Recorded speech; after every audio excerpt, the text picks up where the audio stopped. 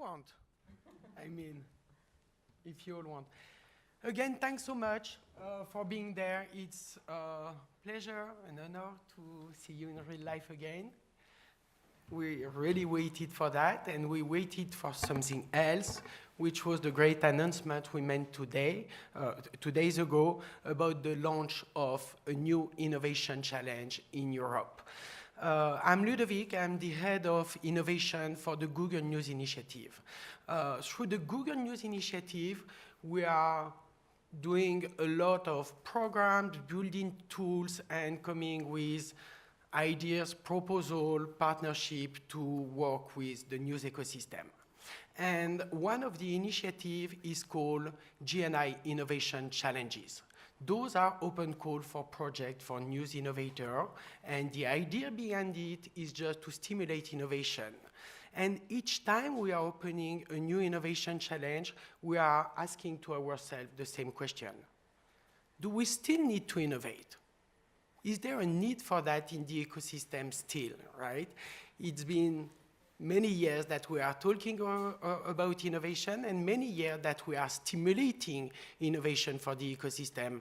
I'm sure many of you in this room, and you especially, Rosalia, remember the DNI fund we've done in Europe, because you were one of the council members of the DNI fund. It was a 150 million effort to stimulate the news ecosystem, and we got more than 662 projects in Europe over years. After the DNI fund, we decided to scale this program that started in Europe at the global level and launched the Gni Innovation Challenges. Still, those are open call for projects in order to give room and opportunity to try new things. But each time the question is coming back, there is still a need, yes or no? Our deep thinking is that it's absolutely needed, especially at times where everything still needs to be reinvented. The relationship with the audiences, the way the workflow works in your room, the way you are able to use technology in order to understand better how people are consuming your content, how to distribute, and all the new technology that are coming in. What we've learned over years with those programs is how much innovation is coming from anyone, anywhere. And that's the beauty of it. It can come from legacy players, from new startups, from online-only players. And one of the beauty is also collaboration. How people are coming more and more together to try to find new recipes to build solutions for the benefit of the ecosystem. And we've seen a lot of things coming from anyone trying to tackle the big challenges you are all facing as journalists, as a product developer, or as business owner in order to really figure out how to sustain journalism and to build the future, right? And the Innovation Challenge in Europe is going to be open until May 31, so you all have time to think about your application. And it's mainly focused this time and targeted at, let's say, small and medium news organizations, up to 50 journalists. If you have a bit more than 50, you can still think about it and let us know why do you think it's relevant, and we will review and decide. But the main target is small and medium news players, and we will provide funding up to 150,000 euro for projects that are trying to figure out new recipes in order to make the ecosystem more diverse and more sustainable. Something I'm always asked is, but what does innovation mean? And something I try to never do is to define innovation. Why not defining innovation? Because innovation really depends on your starting point. Innovation for Paula, for Alia, and for Rosalia is not exactly the same, because you don't have exactly the same starting point, right? And if you think about applying to the Innovation Challenge, I would really recommend you to explain us why do you think your project is innovative for you and for your ecosystem. So it's my great pleasure and honor to have you here to discuss the need of innovation, but let me start with this basic question, right? And we'll start with you, Rosalia, and we will go through the table to have all of you, your definition of what is innovation. So Rosalia, you are from Spain, you are the CEO of a leading native digital player, but you have more than 20 years of experience going through innovation for legacy players, for online-only players, and as said, you were part of the D&I Fund Council. So you've reviewed a lot of projects about innovation. How would you define innovation, and can you tell us a bit more about what you do at the moment? Well, I think innovation is transformation in a way, and especially for legacy players, it was specifically important to do this transformation. Many times it's just culture transformation, or just. I shouldn't say just, because culture transformation is probably the most important in players like the big players that were co-opting the media over the last 30 years, 20 years before we began with this innovation. I think innovation is definitely very, very, very needed. It is the fabric of any digital project, and of course in the media industry, it is true as well, because if you just relax for a second and sit down on the previous successes you had, and this was the case, as I say, from of the legacy media, then you are completely lost. You need to think ahead all the time. You need to think out of the box. That is innovation, and try to see new ways to connect with your audience, and new ways to find revenues as well, to sustain a business that is so important for the society, but is so expensive as well if you want to do it properly, because journalism is expensive. And to do it with the quality that titles like elDiario.es in Spain demands is very expensive. So innovation is, as I say, is transformation, is thinking ahead all the time, trying to think out of the box. But I think it's very important as well to take into account that innovation is not just about flashy technologies or hypes, and it's very easy to be carried away by hypes, and it happened to me many times over the last 25 years that I've been in the internet business. You know, there's always this big thing, super buzzy word that everybody is looking for, and it happened to me, for example, very early. This is quite an interesting example. 25 years ago, or more than 20 years ago at least, at one of the internet pioneering portals in Spain, we were trying to do YouTube before YouTube. It was 5 years before the launch of YouTube, and we wanted to do video online, and we wanted to have video on demand, even broadcast video live. And most of the audience probably is too young for this.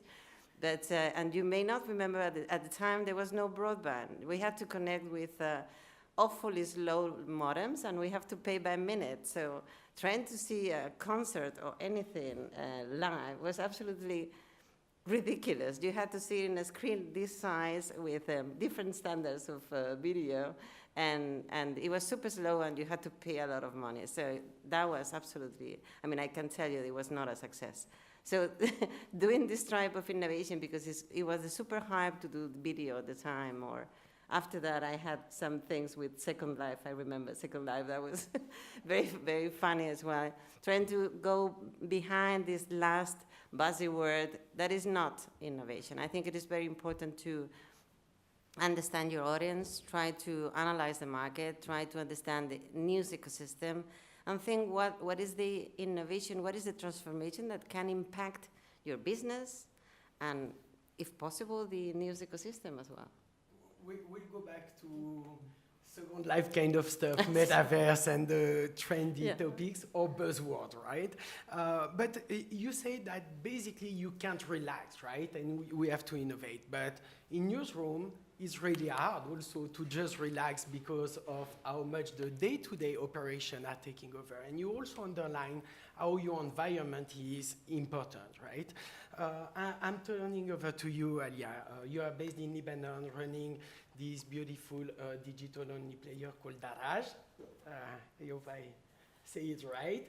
And your environment is pretty complicated to navigate, right? Under pressure in order just to cover the news, and also under pressure because even electricity is becoming a complexity from time to time, right? So for you, what does it mean, innovation? Well, there is, I have to say, there is this it feels a bit weird that you're innovating with state-of-the-art technology when you don't have basic electricity. So it's kind of a bit of another layer of a challenge. But the truth, the term innovation for me, having been a journalist for over 20 years, is really finding solutions for better journalism. I belong to the generation when fax was actually still a tool to get messages from our stringers. To cover a war, we used Suraya phones, which were incredibly expensive. So what happened, what I saw, I'm not 100 years old yet, but what I saw changed over the last decade is how much the cost of production for journalism has gone down. And today, I and other fellow journalists own the media that we work with. That was impossible a few years ago because the cost of production were just incredible. We could not own our media. Now today, what we have done over the last 4 years since the launch of Daraj is we have a proof of concept that there is a demand for high-end quality journalism, investigative journalism, and that it's doable. Our investigations, we mostly focus on investigations and on coverage that looks at underreported demographics, which is huge in our part of the world. It's women, it's gender, it's racial minorities, religious minorities. So there is really a huge demand to what we do. But we continue to be a very small newsroom. So we have a proof of concept. Our journalism is leading to impact because investigations have been opened, some taboos have been broken, but we continue to be very, very small. And if we really want to be, so we fixed this idea of is there a demand for this kind of journalism and is it doable? That we have succeeded in doing. But everything else is still a huge challenge. We have a huge challenge when it comes to distribution because we continue to be a very small media. We have a very huge challenge when it comes to administration because we spend more than 85% of our resources on content production and on our journalism, which will always continue to be for us the top priority. We really know that there are some of the best journalists. It's the ownership of the media that does not allow them to do their job properly. So today we have a challenge in distribution, we have a challenge in management, and we have a challenge in engagement with audiences. And I really think last year when we started talking about introducing technology to our newsroom, we really didn't know what we're talking about. We were just thinking that if it's happening in Western newsrooms, then it could happen in Arabic-speaking newsrooms. We've been inspired by the experience of other newspapers because we're really not inventing the wheel. We know that labs exist all over the world, that AI is being used for the same problems that we have. And we know that this is not a tool that you will eventually be able to import because we speak another language, and AI is not something you can just buy. It's not a template for video. You have to really do it in your own language. And a year ago, when we started playing this game, honestly, like even the lingo was completely alien to us. A year later, we know now that there are some very, very specific solutions that we can integrate in our newsroom if we're going to scale. And I think the only way for us to survive eventually is to scale. Because if we really want the impact that we want for ourselves and our network of journalists, we have to better distribute, we have to better reach, we have to better engage our audiences. Just for context, like 1 year ago, you applied to the Innovation Challenge for the Middle East and Africa, right? Yeah. You've been selected and you went through a kind of journey, right? Yeah, and you interviewed me, and it was very obvious that I barely know what I'm talking about because honestly, I did not know. I still actually don't know. It's not going to be my job to figure out how AI works. But since then, I've spoken to engineers and coders in my region who actually tried for a while to figure out how headline generation works or how on social media, differentiating between bots. These are the things we're working on now. We have elections, for example, and the toxicity of the conversation during these elections is incredible because most of the conversation is led by electronic armies and bots. So and this is, again, we're not inventing the wheel. We know that these tools have been used in elections in Europe. So if you just can if you create this tool for the Arabic language, you're really fixing a very short-term problem. Now, are we going to do it? I can tell you that it's doable. We're never going to, the innovation and solutions track is one that is parallel to the journalism. The priority, so it has to be done in parallel. Is it going to work? I can tell you that the language is extremely challenging, and and nobody is investing in that language because most of the research is being done for the English language or the Chinese, but not the Arabic. So the tools are out there. Are we going to find them? What I know is that as a newsroom, in 5 years down the line, if we don't have these tools in our newsrooms, bigger newsrooms are going to have them, and we're going to be out of market. So we either crack these solutions and integrate them in our newsrooms, or we're going to be like super niche, and I don't know what kind of impact we would be having. So it's a big challenge, but we've caught like the beginning of a very long process, I think. Look, I can say that you had a clear vision statement when we discussed your project, and that's the most important because you had an idea of what you were trying to tackle, right? And the challenge. And then you can build your journey, and this is all about innovation. It's not gonna always be successful, but going through this journey is already huge learning and things you can share with the ecosystem. Paula, there is one thing also we discovered doing those projects over years, is how much kind of weak signal can become the real next big thing. I remember back to 2016, we had first projects really about using the word fact-checking, right? And fact-checking existed for years, so obviously it's the basic of journalism, but the way to brand it, to create specific effort and section and make it a priority kind of came around those years, 2015, 2016, and then it became a trend. And we've seen, talking about audio, which is your topic, we've seen a very, very interesting evolution from audio to podcast and then voice, right? So weak signal becoming the next big thing. Tell us a bit more about your way to see innovation and also to work in a very legacy radio station and to try to implement innovation there. And also, is it just disrupting yourself or creating new opportunities? That's a lot of questions for a morning. So good morning, everybody. I am Paula Molina. I am founder and editor-in-chief of a podcast platform within a news radio with 80 years of history in Chile. So not such an easy task. I'm also an editor, host, founder, and I broadcast every day radio programs. So that's what I do. And when Ludovic mentions audio, I can only feel joy about it. You know, for so many years in conferences, in journalism conference, but also in different conversations, I used to say, I work on radio, and I love radio, but it didn't sound like the newest thing. You know, it's basically the oldest of media. So I think we were not seeing back at that time the enormous power of audio, which is a power that we love, that we respect, and the language in which we work daily.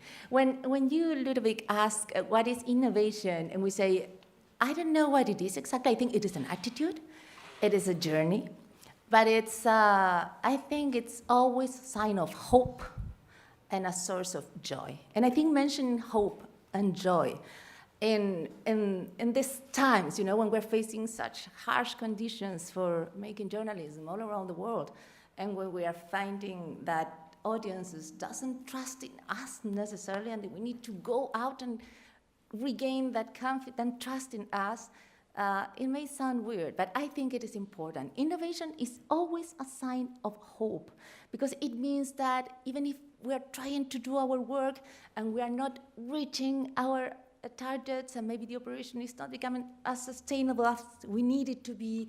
And even when audiences, listeners, or readers are not trusting us as we wish, innovation starts from this idea that we can make it.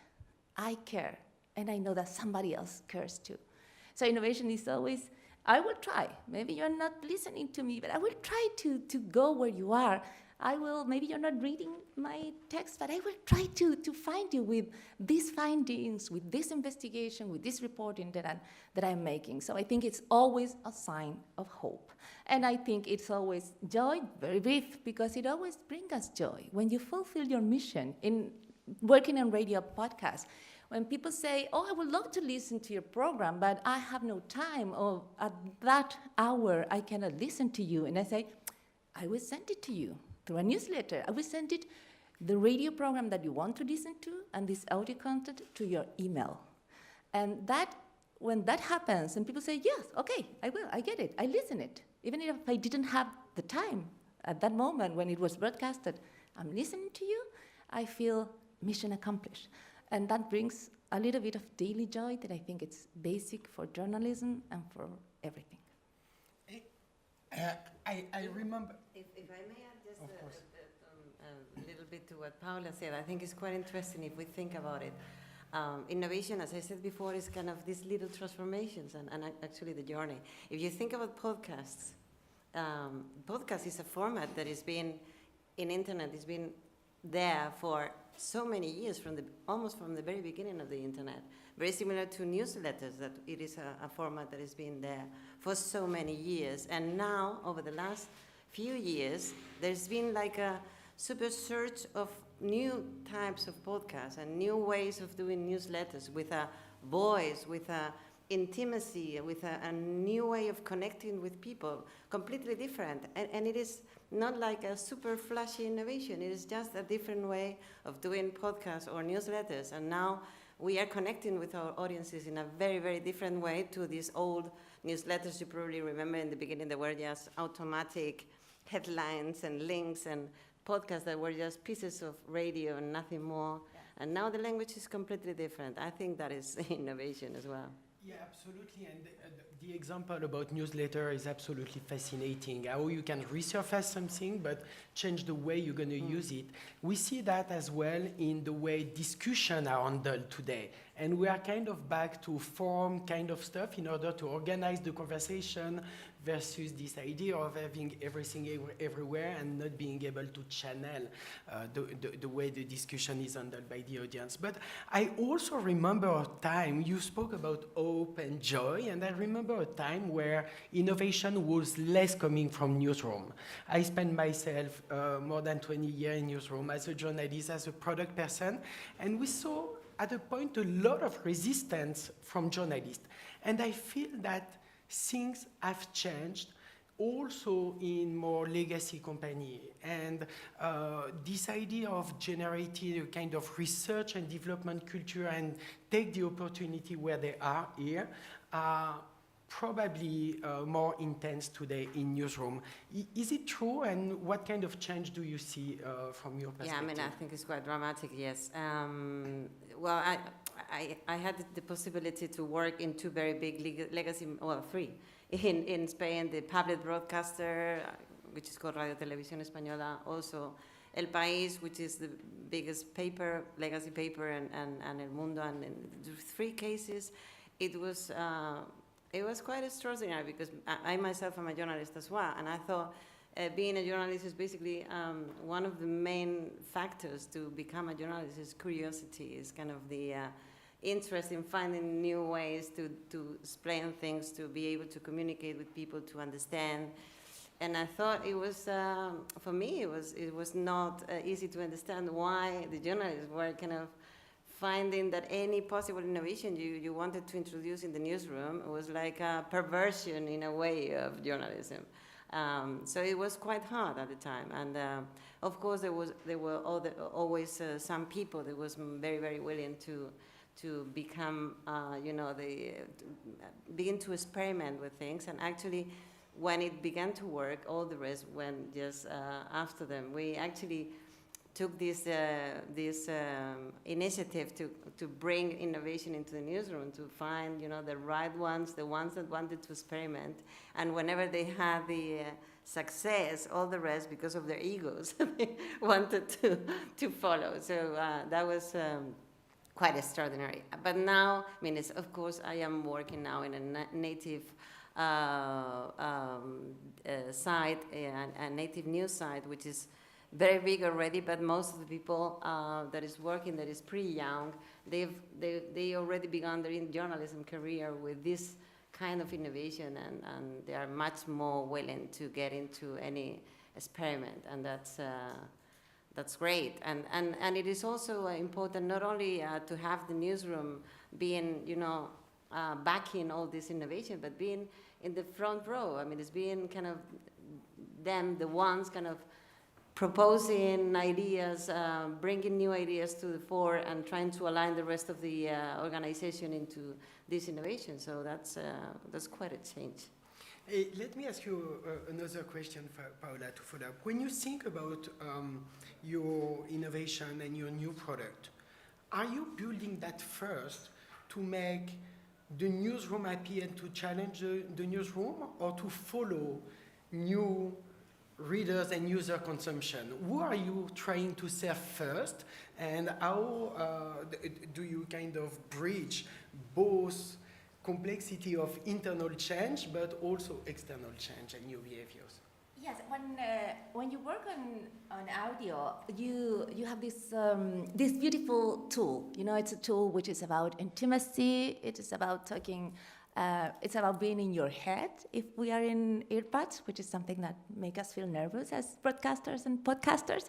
But still, so what we try to do when we began to work in podcast on this legacy and this well-respected, I have to say, and even it's a radio that people in Chile, I like to think that people care about this radio company. So we need to be very careful. We need to incorporate the whole newsroom in this project. That means knocking doors in different areas of the media operation. When you're not a native website, you need to go and ask people who've been doing their work for a long, long time. I'm talking about technicians, journalists. I'm talking about the voices, and you need to bring them to make this invitation. Would you come with me and let's podcast this? Let's make this sound, this company, your voice available for people at every moment, at every second, wherever they are, whatever the time of the day. Do you want to come with me into this journey? So it has to be an invitation. It's a negotiation. It takes a lot of talking. I think innovation is also about talking people into what you want to do. And in terms of the audience, it's always about them. When I think about radio and I think about podcasts, when I think about audio in general, I think what my mom used to say, and probably your moms too, or this phrase, leave the phone, leave your screen. You're spending too much time on your screen. Have you heard that?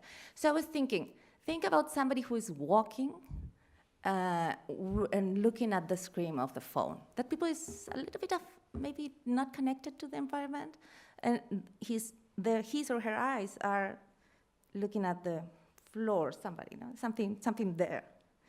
If they are listening to a podcast, if they are listening to audio, what are they staring at? They're staring at the horizon. And that for me this is what I want. This is what I want to do. So I think that's very important. It's about thinking about your audience, thinking about not only technology, but thinking about humanity. It's always about how we as humans are we going to consume this? How are we going to understand better the world? Through el daily del país, and through the daily of the New York Times. How am I going to stand up in the shoes of others? How am I going to understand the world through the personal stories of the people involved? Maybe listening to Cecilia Salvo in Stories, a podcast from Cora. How am I going to understand, to get a better sense of the world we're living in, which I think is a critical thing?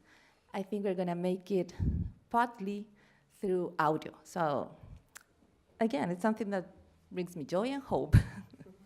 Two more questions from me, and we will open to the room, so get ready and prepare your questions.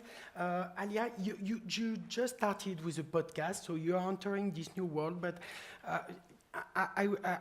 if you can tell us a bit more about what you do in that space and what the opportunity you can see, but more important, what are the kind of innovation you see in your region and that excites you? I see Karim in the room that also have a project.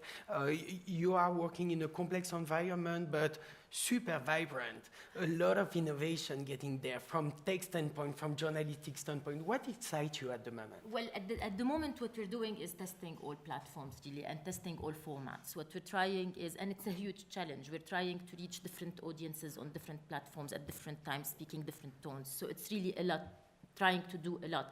But we still look at ourselves at this experimental period when we're looking at what is possible and what is doable, and then eventually whatever works best, we would scale that.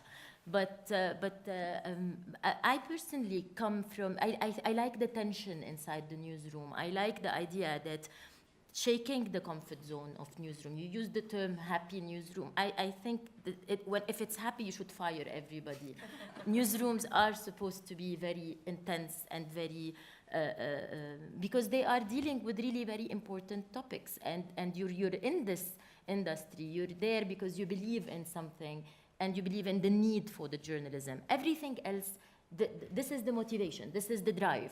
The innovation, the platforms, the formats, everything is the tool that you use for the journalism. I think this is one of the, I mean, I've been there for a long time, and I've witnessed how the democratization of journalism, if you will, because really, again, journalists can now go and do their own journalism and find their own distribution channels and become good opinion makers, informative people, and make it impossible, this idea of holding power into account. This is the bottom line.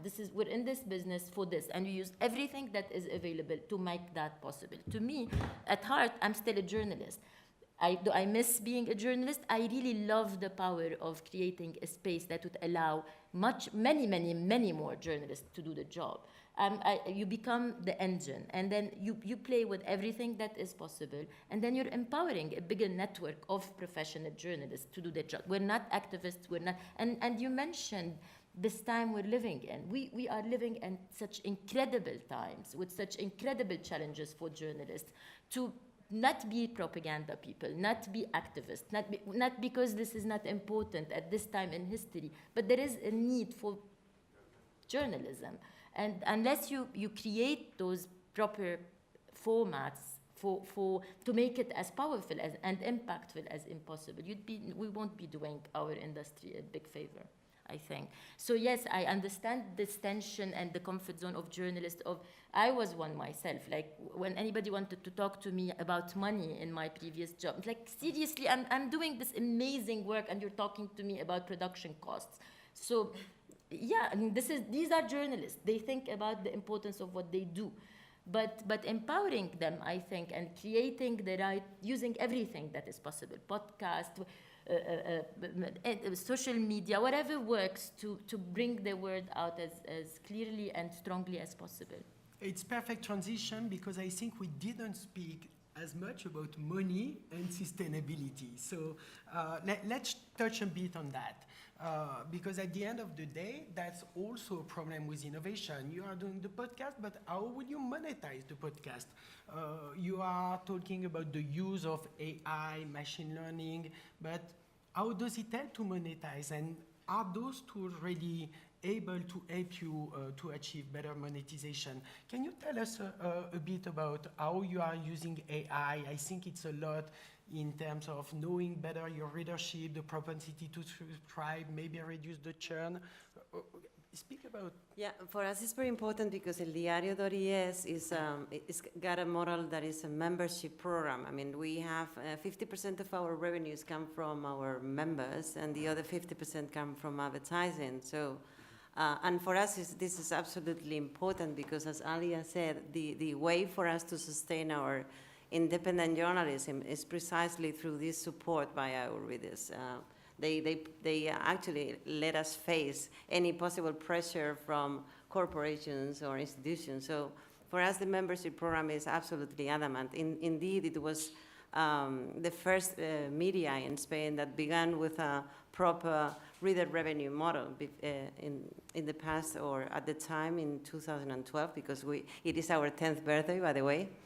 El País or El Mundo, any other big player, they were not, they didn't have any reader revenue program in internet. So what we are doing now, actually what I said before is that innovation is precisely about trying to connect better with the audiences and also trying to improve as much as possible the revenues you can get to sustain this journalism, which in our case is the membership program. So what we're doing now with artificial intelligence is trying to understand a bit better our readers, to find the patterns that would make them become members, which is so important for us. So it is basically a propensity model that tries to identify which of our readers is more is more prone to become a member, and what type of member could it be, or if we have to offer them something else. So we are using points like, of course, the intensity of the navigation, which is, you know, the typical meters that so many people use, like Financial Times, the New York Times, and many others. They basically use a very non-sophisticated way, and actually we do have one as well, a very non-sophisticated way of finding, you know, loyal users, because you basically count the number of times you enter every month, right? And because you have used or accessed 10 articles per month, you understand that this is a loyal user. But sometimes it is not the case. Maybe some people can be very loyal, can be very supportive of the type of journalism you're bringing into the country or into the audience, but they have a lighter use, and they may access only the homepage and read, because we have a very long homepage, or they use our daily newsletter, which is very popular. We have 100,000 subscribers of our newsletter, and 50% of them open it every day, which is quite strong. And they don't come many times to our homepage because it is enough for them to read the newsletter. So we're finding ways to understand which are our loyal readers, and these patterns will have to do with the type of channels they use, the type of devices they use, the times of the day they access. So different points that will make us understand the patterns that make them become members, and try to come up to them earlier to say, hey, why don't you become a member of elDiario? So this is our idea, and we're in the process. Hey, Paula, quickly before we open to the questions, and it's a challenge to answer quickly, but podcast and monetization, we can see how it works for content creators at large, but for newsroom, it's more complicated at the moment to really monetize news in the podcast world. What are the opportunities? How do you see that evolving? Okay, this is exactly what I'm exploring as a fellow at the Reuters Institute in Oxford University, which is like, well, okay, how do we how to create this business model? How do we make it sustainable? And I think something that we need to ask around podcast and around the whole media is that I've come to this sense that it's not about this operation being sustainable, or my operation or your operation. It's about having a healthy ecosystem. So I think we need to work in podcasting because it's sort of new. We work upon audio, which is very old. You know, it's been there forever. But it's a new media, and we need to find an ecosystem where you not only have these big winners, you know, dealing with a lot of money, and you have tons of people working for free or not finding the way to explore or fund the journalist. I think there is a special talent for journalism in podcasting. Podcasting is fantastic for journalism, not only for celebrities, not only for comedy, not only for nice people talking. It's, well, we journalists are nice too, I like to think, but I mean, it's also a place for journalism, for investigative reporting, for explainers, of course, for daily news, brief news, longer, but we need to find ways to fund that. And I think there are, among other things, we need to check which is the relationship that we're going to have as podcasters with the platforms, because we need, of course, we need to be able to deal with them in a way that is that benefits us as producers, that benefits, of course, the platforms, and benefits overall and most of all the listeners. So we have a lot of questions and a few answers so far, but I hope we'll manage to find them. I'm sure. So let's open to the room. Who has any question for our panelists or myself? Yes? I have a question for Rosalia. Tell me, as you follow what readers are reading to determine at which point you should forecast that they're going to become members, are you using your own technology, or are you outsourcing, the research of the scroll, and tell us more. It's so interesting to know how much you know about the reader.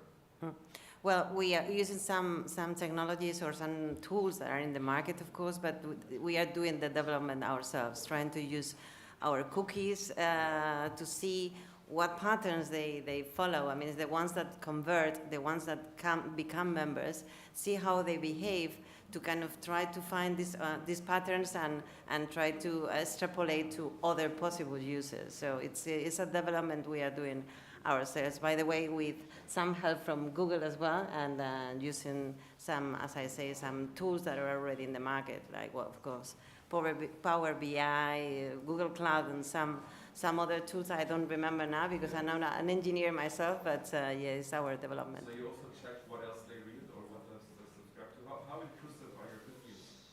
So, para me, which is the last question? How intrusive are your cookies into how much information? Well, it's just the cookies, the first party cookies. So we can only use the what they do, or we can only know what they do in our own environment. Okay. So basically, we use, and actually this is also a way to begin to understand better our users and be able to maybe in the future profile a bit better our advertising, because as you probably know, in the near future, Google, sorry for that, will probably not allow the third part to use the third-party cookies anymore with Chrome, and Chrome being the super most used navigator in Spain and most of the countries. I think it's very important to find the way to profile your users in a different way. So we have around 1 million readers per day. We have around 62,000 members, paying members. As I said before, around 100,000 subscribers of our newsletter, for example. We have a daily podcast as well that is being listened to by 15,000 people every day. With all these points and some other information, we're trying to find patterns of use that will make us understand a bit better which of our readers and users, listeners, would be willing to become members.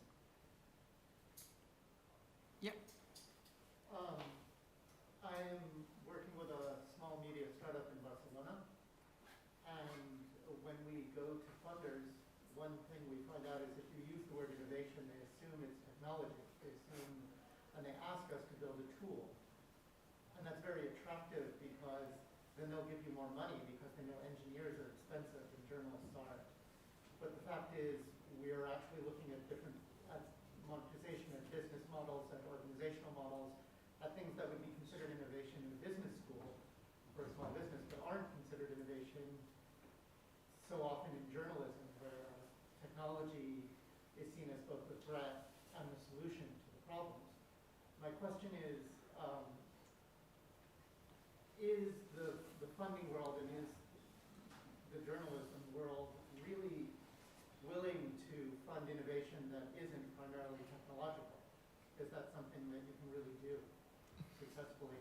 Or do you have, because a lot of, to be perfectly frank, a lot of organizations like the one I'm working with simply try to come up with any old tool to attach to the thing they really want to do, because that's how we get money.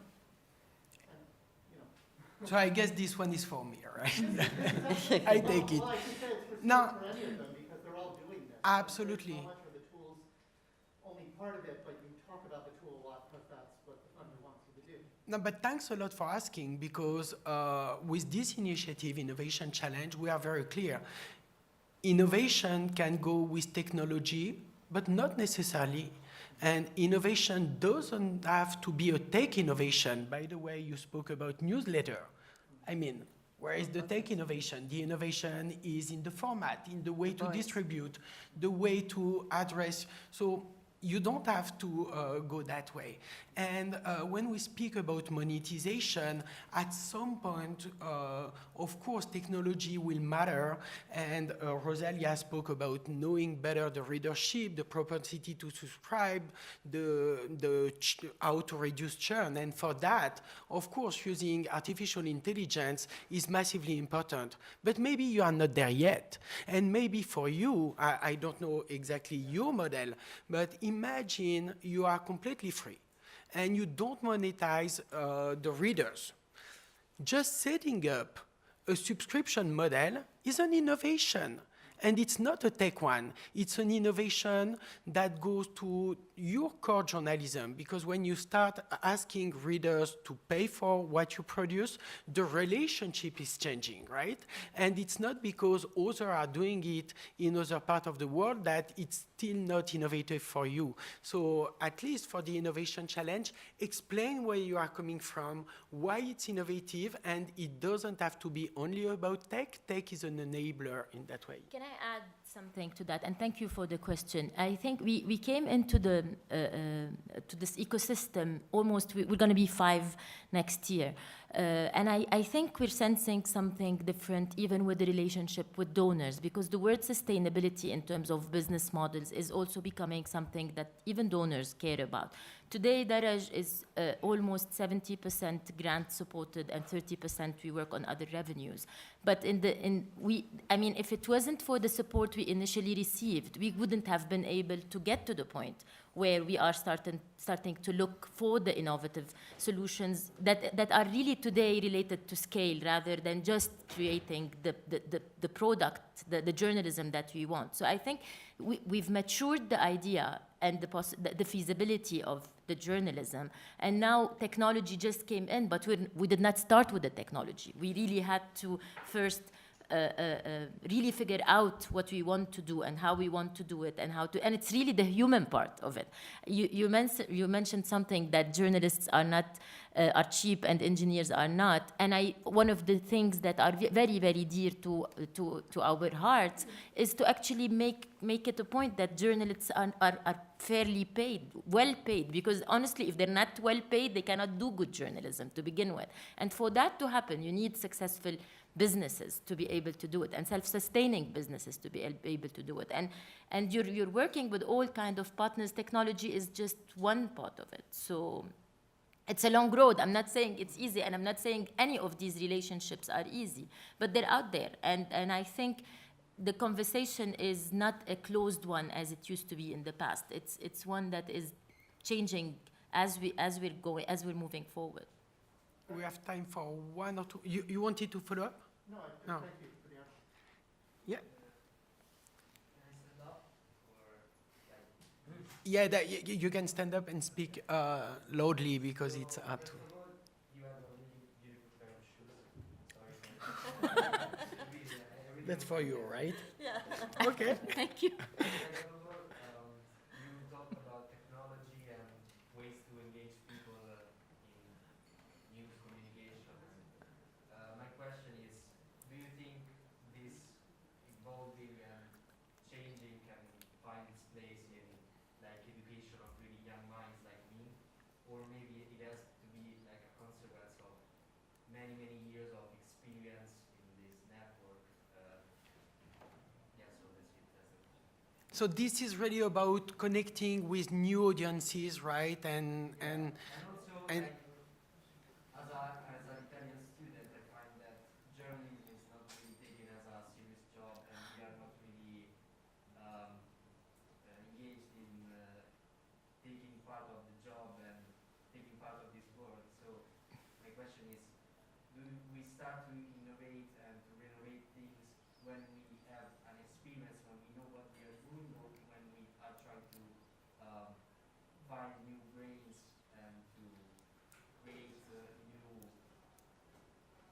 environments for young people?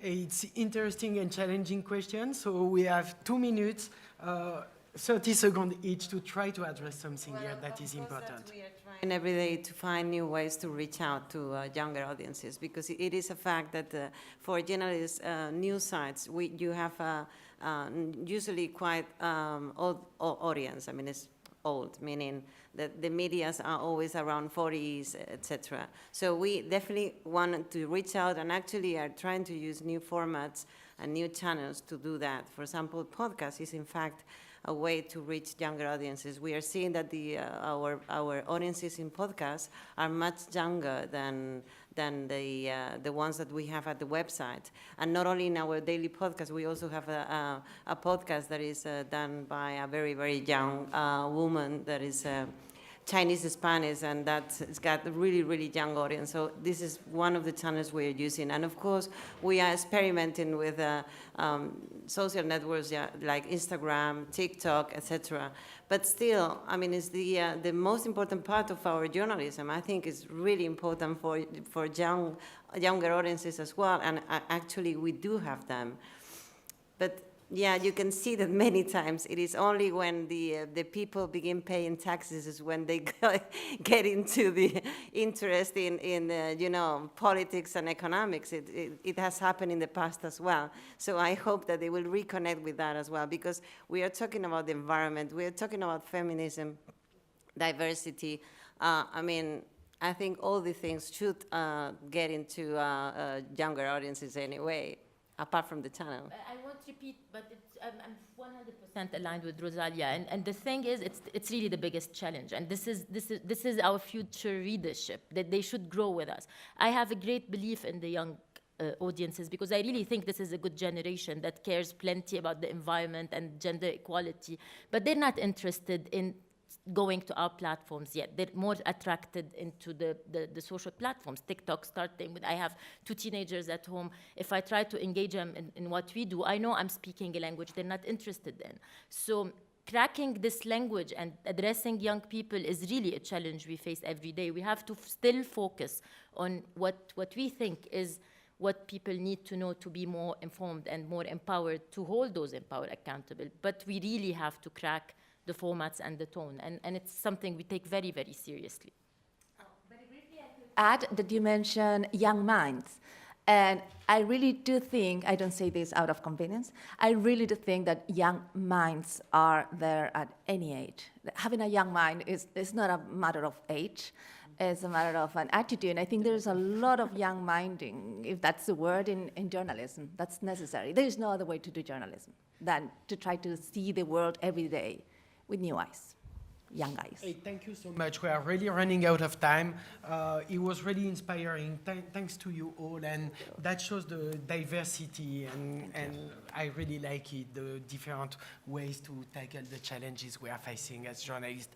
If you want to apply, g.co/newsinnovation, or send us an email, EU Gni Challenge at google.com. There are people behind that are happy to answer any question. So hope to see interesting project. Thank you so much. Thank you.